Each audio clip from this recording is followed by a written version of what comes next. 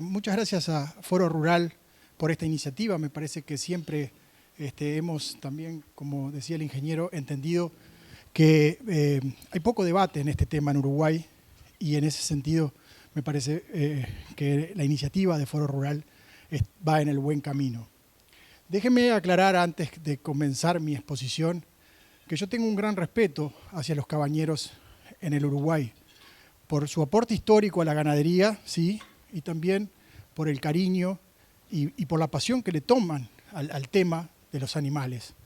Entonces, la parte, digamos, negativa de mi exposición es que por ahí algún cabañero tradicional le molesta algunas cosas que voy a decir.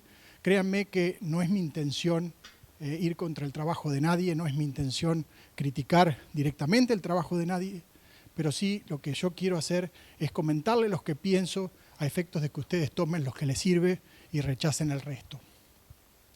El tema es que cuando yo empecé a vincularme con las vacas de cría, empecé a ver que aquella progenie de los toros supuestamente superiores, toros que nosotros mismos quizás habíamos propuesto usar en los establecimientos, no se comportaban de la misma manera que la progenie de los toros criollos de la estancia. Y eso, para mí como veterinario trabajando en la cría, fue realmente un tema, realmente un hallazgo muy preocupante. Razón por la cual empezamos de alguna manera a plantearnos algunas preguntas, como por ejemplo si realmente estábamos haciendo avances en el mejoramiento genético de la cría en las condiciones que estábamos trabajando y utilizando la genética supuestamente superior, lo que el status quo consideraba la genética superior. Y empezamos a hacernos otras preguntas. Por ejemplo, ¿las vacas modernas realmente transforman el pasto más eficientemente de aquellas vacas que manejaba mi abuelo hace 40, 50 años atrás? ¿Realmente estas vacas modernas son más fértiles, más rústicas, más resistentes a las enfermedades? ¿Llegan antes a la pubertad? ¿Son más precoces? ¿Tienen la habilidad de permanecer más tiempo en el rodeo que las vacas que manejaba mi abuelo allá en las costas del Arapey? ¿Son de más fácil mantenimiento en el campo? Destetan en condiciones comerciales terneros que son más pesados en esas condiciones de campo natural donde nosotros tenemos que manejar las vacas. Miren, yo creo que la respuesta mía a estas preguntas es que no son más eficientes. Razón por la cual yo creo, y permítanme, me hago cargo de lo que voy a decir, que el mejoramiento genético en la cría en el Uruguay es una especie de impostura. Razón por la cual lo que yo estoy proponiendo es un cambio en el paradigma con respecto al mejoramiento genético. Un paradigma es un patrón, es la serie de asunciones, de conceptos, de prácticas que tenemos para definir el mundo que nos rodea, en este caso el mundo del mejoramiento genético. Y un cambio en el paradigma es una transformación en la forma de pensar y de ver este tema. Entonces, hay un problemita, Agustín. Ahí está. Entonces, ¿hacia dónde tenemos que ir? ¿Hacia dónde creo yo que tenemos que ir? Para eso tenemos que preguntarnos cuál es el objetivo en la selección, en la cría. Y yo le voy a decir qué es lo que yo procuro en los programas que me toca dirigir. Estoy procurando en realidad vientres que sean funcionales y que sean eficientes desde el punto de vista biológico y desde el punto de vista económico.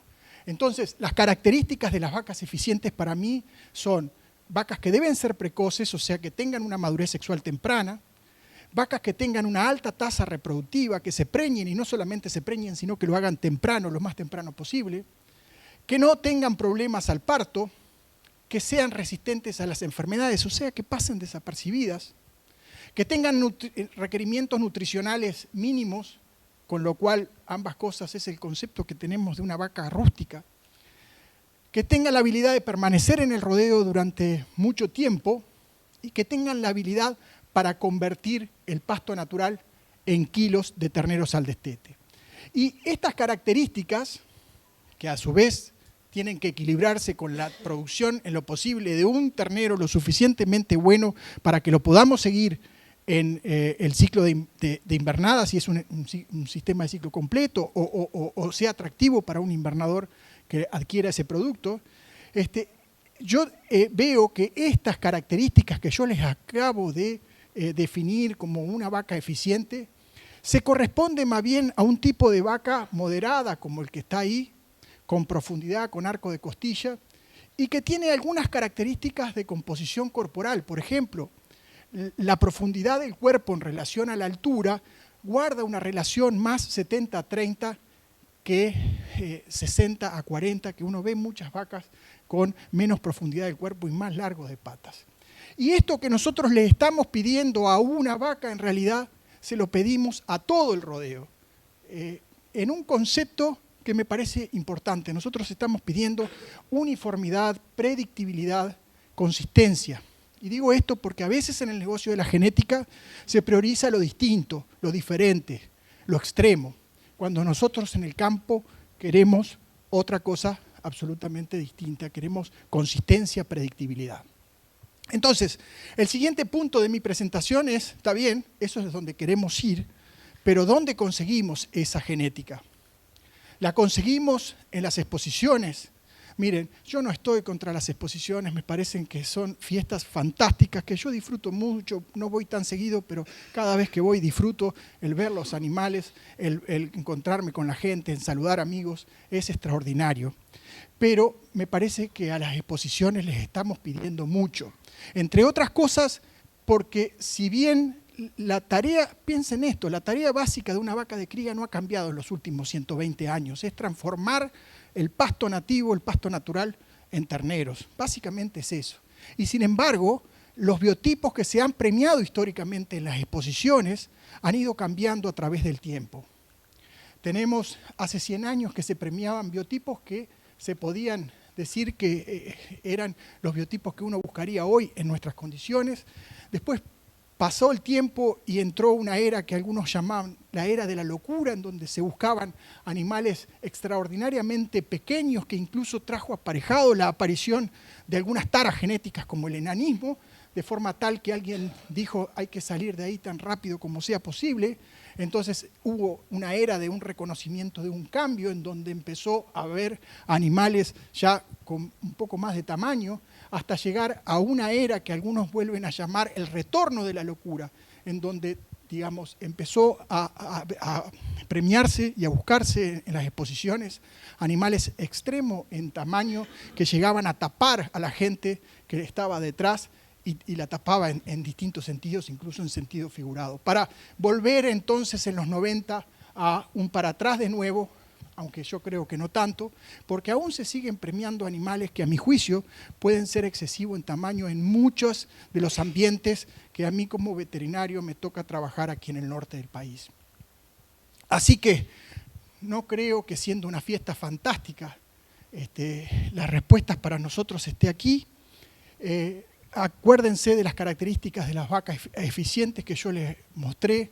Nunca en una exposición pudo llegar a evaluarse esas características de rusticidad, de adaptación al ambiente, de fertilidad que yo les mencionaba. Por consiguiente, siendo una fiesta tan linda que a mí me gusta asistir, no creo que las respuestas para nosotros estén acá. Las respuestas en realidad están en el campo, en un compromiso a muchísimo más largo plazo, con una tarea que es mucho más dificultosa, con respuestas que son mucho más difíciles de encontrar, que consisten en realidad en seguimiento de las vacas en los potreros, en los campos, de forma tal de encontrar vacas, las vacas campeonas, sin cucarda, pero que se adaptan perfectamente o se adaptan mucho mejor a los ambientes restrictivos como el que nos toca normalmente padecer en veranos con seca, en inviernos rigurosos y demás. Entonces, si no están en las exposiciones, nos toca ahora plantear, y bueno, ¿qué valor tiene en el objetivo ese de selección para que nosotros nos planteamos, los programas de mejoramiento genético para la cría, el valor de mérito genético que se estima a través de los DEPs, de la diferencia esperada de progenie? Cada vez que hablamos de la cría y los DEPs, a mí me surge esta frase que se le atribuye aparentemente equivocadamente a Albert Einstein, parece que la dijo otro científico, pero dice, no todo lo que puede ser contado cuenta y no todo lo que cuenta puede ser contado. Y eso es perfectamente así para el caso de la cría y los DEPs. Miren, estos son los caracteres que se estiman en distintos países, en DEPs. Por supuesto que los DEPs en nuestra región, los caracteres son muchos menores a los que se dan en otros países, de forma tal de que la forma que describe el mundo, los EPD, es limitado. O sea, no nos están contando toda la historia. Entonces, ¿qué es lo que yo le veo a los DEPs con respecto a la cría? En primer lugar, que los caracteres estimados aquí en la región están absolutamente desbalanceados en desmedro del criador. Por ejemplo, estamos en el 2018 y todavía no tenemos caracteres de fertilidad de la hembra estimados por DEPs. O sea, no tenemos preñez de hijas, habilidad de permanencia o días al parto como sí hay en otros países. Con lo cual nos da una visión de alguna manera hemipléjica de la genética que supuestamente se pretende identificar como superior a través de los CPD. Lo otro es que el mal uso o el buen uso o simplemente el uso de los DEPs como herramienta sin duda ha llevado a un cambio en el biotipo de los animales, en el peso y la composición corporal de los animales. Y lo ha hecho en Uruguay y lo ha hecho en otros países. Y eso es una realidad. ¿Por qué? Porque se identifica y se promueve genética que tienen mayores requerimientos nutricionales. Porque tienen a su vez identificados genética con menor adaptación a los ambientes en que normalmente manejamos nuestras vacas. Porque se hace hincapié en la producción individual, se identifica este animal y parecería que con eso dejamos de lado lo que ocurre por unidad de superficie.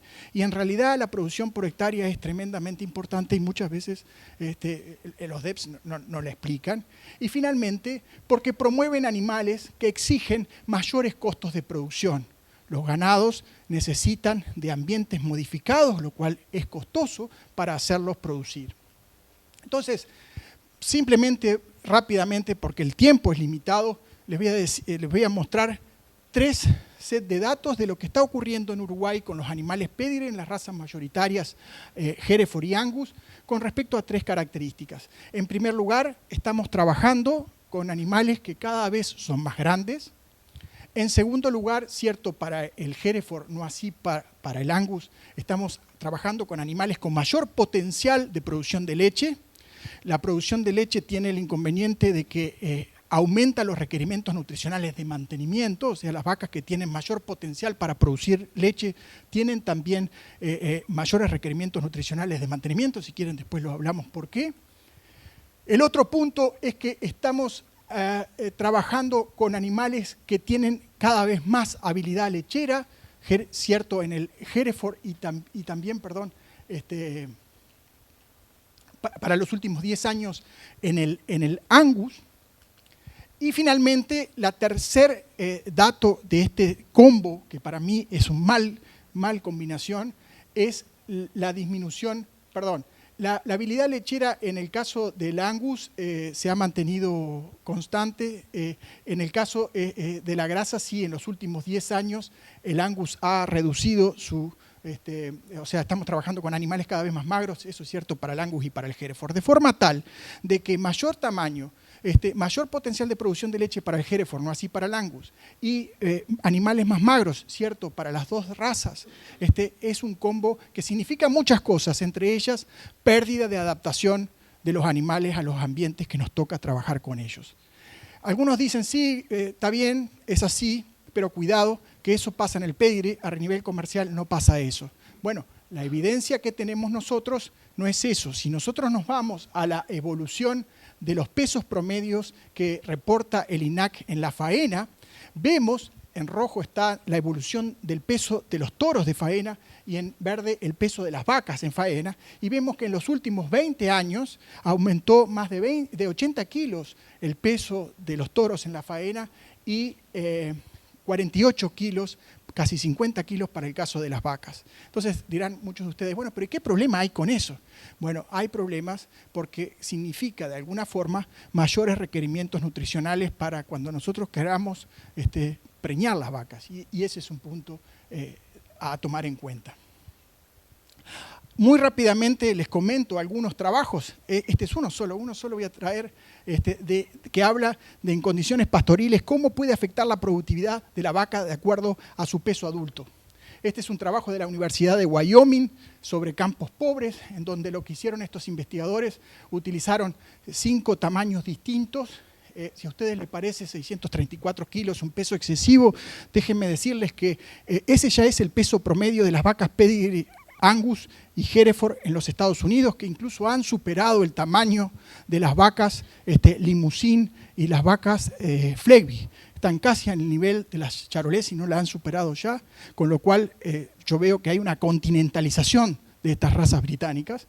Y lo que ven estos investigadores es que allí donde pueden poner 100 vacas de las moderadas, ponen apenas 71 vacas de las más grandes. Gracias, ingeniero. Lo otro es la eficiencia medida en términos de kilos de pasto, de materia seca, de pasto, por kilo de ternero destetados. Miren ustedes, las vacas moderadas son más eficientes porque necesitan comer menos kilos de pasto para producir un kilo de ternero. Y finalmente la eficiencia medida como la proporción del peso que destetan las vacas es mucho mayor para el caso de las vacas moderadas, que llegan a un 50%, mucho menor para las vacas grandes, con lo cual la producción total, sumado la mayor carga animal más la mayor eficiencia, indica que los kilos extras de terneros que se destetan superan en 25% a las vacas promedio Angus. En este caso, en realidad trabajaron con cruzas Angus, promedio de los Estados Unidos. Entonces, indudablemente hay un tema de biotipo a considerar. Estos son 2 biotipos distintos con la particularidad de que trabajan en el mismo ambiente. Es una serie de fotografías, yo puse 2 nomás, que me mandó el doctor Martín Narváez de la Argentina, en donde corresponden a un mismo ambiente 2 biotipos distintos de animales manejados con los mismos recursos, sanidad, potreros, todo igual. Ambas vacas están preñadas. Como característica, esta vaca tiene un mayor potencial genético, tiene lo que se podría decir mejores números de EPD, y también es hija de un toro que es premiado, o sea, la progenie ha sido premiada en exposiciones como el Prado o incluso Palermo. Entonces, lo comparamos con otra vaca mucho más moderada que toda vez que se presenta en las exposiciones arrea cola en su categoría, o sea, corresponde a líneas genéticas de esas características. Y ustedes ven cómo están pasando totalmente distinto, con lo cual yo miro estas fotografías y veo o seleccionamos por condición corporal o entonces tenemos que comprarla elevando los costos con suplementación o tenemos que bajar la carga animal para poder hacerla producir. Cuando vamos a la composición corporal se vuelve a dar aquello que yo les mencionaba de la composición corporal y sin embargo el tema de la grasa también es muy importante porque esta vaca tiene no solamente mejor condición corporal, después si quieren podemos hablar de la grasa como característica materna, pero me parece que con los conceptos modernos de programación fetal y demás, créanme que yo creo que esta vaca tiene mayor posibilidades de estar programando su feto mucho más satisfactoriamente que esta otra vaca. Entonces, les decía de la grasa como característica materna, hay distintos aspectos, no me da el tiempo para discutirlo, pero este es un trabajo australiano donde tabulan el peso crítico de Entore con respecto al espesor de la grasa en la 12ª costilla. Y lo que se ve acá, que a un determinado peso de entore, por ejemplo 300 kilos, fíjense la tasa de preñez en un entore de 63 días es bien distinto de acuerdo al espesor de grasa que puedan tener esas vaquillonas, con lo cual los animales precoces necesitan menor peso, necesitan menor modificación de los ambientes para hacerla producir, para hacerla preñar temprano y para comenzar un patrón consistente de habilidad de permanencia satisfactoria en el rodeo. Muchos genetistas dicen, está todo bien, es todo importante, pero la fertilidad, cuidado, que tiene muy baja heredabilidad. Bueno, sí, el ambiente afecta mucho todos los caracteres asociados a la fertilidad, eso no hay duda, pero también es cierto que hay muchos trabajos que dicen que la heredabilidad no es tan baja y que en realidad se pueden hacer progresos genéticos cuando se toman en distintos parámetros como edad de la pubertad, edad del primer parto, tasa de preñez en vaquillonas. Y fíjense ustedes que hay trabajos nacionales, particularmente de Jorge Urioste, en donde reporta que para parámetros como días al parto o éxito al parto, heredabilidades que son mucho más altas en realidad en nuestros ambientes. El ingeniero Urioste trabajó con la población Angus de Pedigre del Uruguay, son mucho más altas que aquellas que se reportan en otros países. Yo tengo muchos ejemplos, pero el tiempo es limitado y ya voy a ir terminando. Este es uno de ellos. Lo que ustedes ven acá es la tasa de preñez promedio a la inseminación artificial a tiempo fijo a través del tiempo. Y miren lo que pasa en un rodeo, particularmente es el rodeo de los Silva Legire, un rodeo Paul Hereford, en donde venimos seleccionando por fertilidad desde hace 24 años. Las tasas de preñez a la IATF siempre son superiores en esos escenarios. O sea, trabajamos para obtener fertilidad y la estamos consiguiendo, se consigue fertilidad. El otro set de datos que me gustaría, el último set de datos que me gustaría compartir con ustedes esta noche, refiere a un plantel también con una particularidad, un plantel Hereford y Angus, localizado en el departamento de Tacuarembó, en donde ustedes van a ver dos tipos de vacas según su origen. Vacas puros por cruza, cuya selección fue por fertilidad desde hace más de 20 años, y desde hace algunos años decidimos empezar con el Pedigre. Entonces tenemos un rodeo, unas vacas Pedigre manejadas en conjunto con las anteriores, en donde lo que tenemos hemos comprado algunos embriones, hemos comprado algunas vaquillonas, de forma tal que lo que yo les voy a mostrar es el comportamiento de ambos tipos de vacas según su origen. Fíjense la inseminación artificial a tiempo fijo en vacas con cría al pie, como siempre es mejor, está representado en rojo, las vacas puro por cruza, siempre es mejor, aquellas vacas se comportan mejor, las vacas que fueron sometidas a los programas de inseminación a tiempo fijo. Perdón, a las vacas que fueron sometidas a un programa de selección, que aquellas, digamos, que pueden representar, si ustedes quieren, un nivel más general en este tema de fertilidad del Pedigre. Y por supuesto que esto que se ve el primer día de la estación reproductiva con la IATF es lo que se ve en la preñez final, donde siempre se obtienen mejores tasas de preñez con los mismos recursos, el mismo inseminador, la misma sanidad, la misma genética, los mismos toros que usamos con respecto a ambos tipos de poblaciones. Así que, para terminar, yo, acuérdense, mencioné cuáles son los objetivos que tenemos que lograr en la cría, mencioné dónde me parece que no están las respuestas, mencioné el hecho de que no me parece que estuvieran las exposiciones, me parece que las herramientas del EPD todavía son insatisfactorias porque presentan una visión hemipléjica del tema que me parece que hay que corregir, y mencioné cómo, a través de las fotografías que les mostré, cómo genética de alto potencial puede no expresar ese potencial en los ambientes que nos toca trabajar con las vacas. Y finalmente, quiero terminar, ingeniero, si usted me permite, insistiendo con este tema, el cambio de paradigma. El cambio de paradigma que debe abarcar no solamente a los técnicos, no solamente a los cabañeros, sino a las instituciones como Línea, instituciones como la Sociedad de Criadores, que tienen que empezar a ver el tema del mejoramiento en la cría de la manera que creemos que debe ser visto. Y en ese sentido, yo hago un llamado a que los genetistas puedan ayudarnos más efectivamente en los lugares donde nosotros queremos ver. Necesitamos más genetistas trabajando con nosotros codo con codo, viendo cuáles son nuestras limitantes, viendo cuáles son los caracteres que realmente son importantes en la cría para tratar de ayudarnos mucho más efectivamente de lo que lo han hecho hasta ahora para lograr avances efectivos en ese sentido. Señores, señoras, han sido muy atentos por prestarme atención.